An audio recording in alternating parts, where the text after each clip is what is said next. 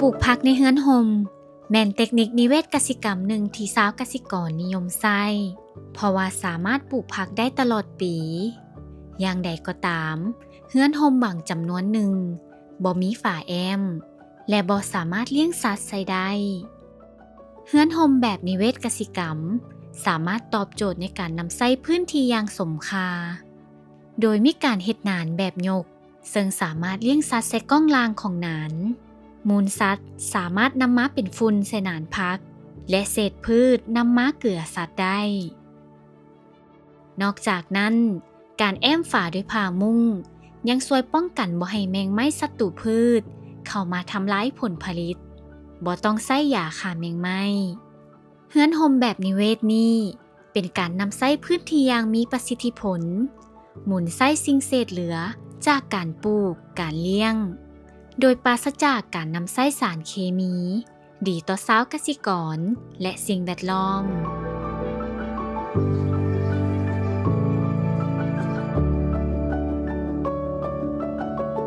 ตามเพราะว่าเฮาเฮ็ดเรือนร่มแล้วมันมีความสำคัญหนึ่งเพราะว่าเรื่องปัญหาป้องกันระบบพยาธิหรือว่า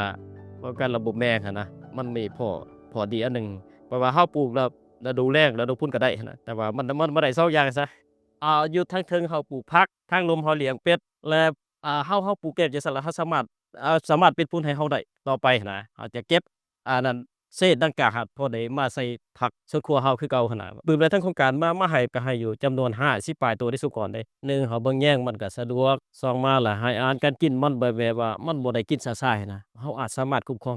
ได้ง่ายโอ้มันก็คักแล้วบ่คักเพราะว่ามันมดแม่งบ่ได้เข้าหั้นแหล้วปลูกผักแหน่ผักนี่มันก็มี3-4อย่างผักบัวแล้วก็ผักสลัดก็มีไข่หอมป่นแหน่ผักสลัดแหน่ผักซี่แล้วก็ผักป้อมได้ปลูกเมื่อก่อนนี่ผักป้อมมันก็ขายได้ประมาณ4-5แสนนี่แหละได้ขายได้ชุดหนึ่งก็ขายอยู่บ้านเฮาเองนี่แหละหมู่มาซื้อเป็ดหั่นได้ขายอันนั้นได้2โตแล้วขายเขายังได้อยู่แต่ว่ามันก็เทินคือว่าแหละ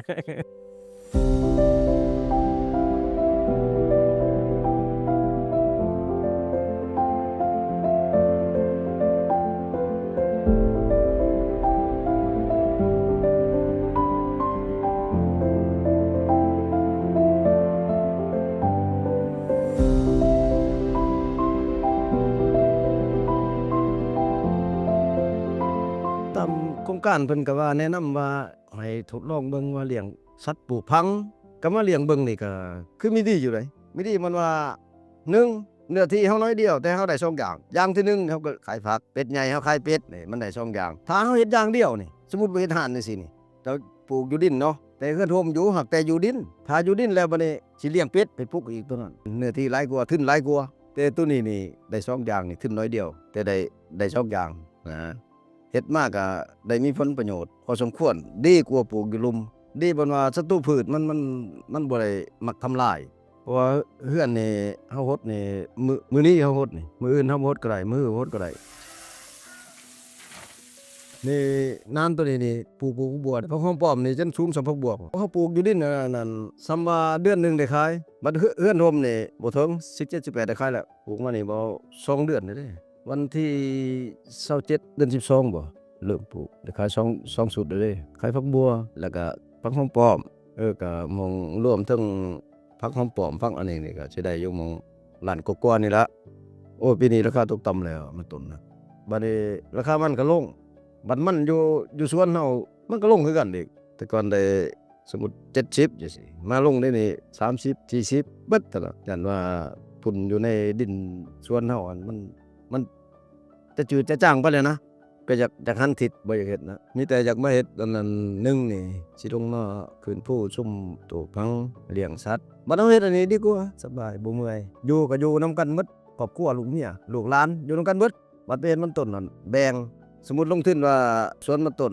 ล้านหนึงดูเฮือนนี่ก็ล้านหนึงบัดคือเฮาเฮ็ดจังซี่นี่ล้านหนึงก็อยู่บนเดียวบ่ได้ออกอีกล้านหนึงเอาไว้นะมันก็เป็นกองทุนอยู่แล้วสิ้นเปลืองนะในการกินนะ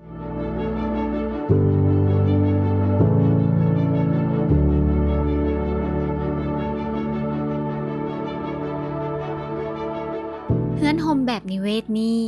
เป็นการนำใช้พื้นที่อย่างมีประสิทธิผล หมุนไส้สิ่งเศษเหลือจากการปลูกการเลี้ยง โดยปราศจากการนำไส้สารเคมี ดีต่อชาวเกษตรกรและสิ่งแวดล้อม